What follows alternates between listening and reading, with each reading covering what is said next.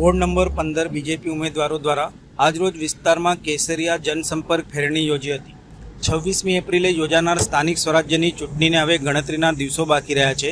Ward number 15 એ બીજેપીનું ગઢ છે અને આ બેઠક ઉપર સૌની નજર છે।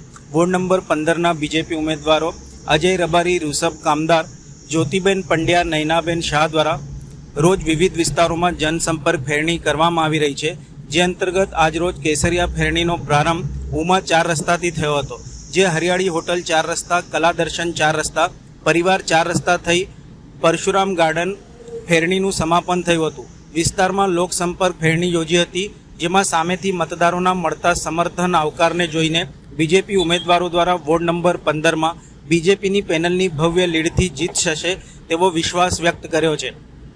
સાથે 26મીએ વહેલી સવારથી જ મતદાન કેન્દ્રો ઉપર પહોંચી બીજેપીના કમળને મત આપી વિજયી બનાવવા અપીલ કરી હતી।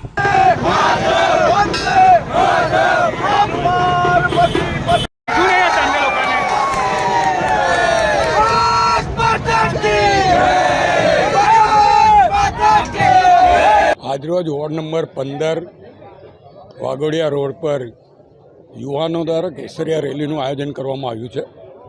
આપ જોઈ શકો છો કે મોટી સંખ્યામાં યુવાનો અહીંયા હાજર થઈ રહ્યા છે અને આ કેસરિયા રેલી દ્વારા ઉમા 4 રસ્તાથી લઈને કલા દર્શન 4 રસ્તા, કલા દર્શનથી પરિવાર 4 રસ્તા થઈને પરશુરામ ગાર્ડન સુધી આ રેલી જશે અને એક કેસરિયો માહોલ સમગ્ર વિસ્તારમાં આજે જોવા મળશે।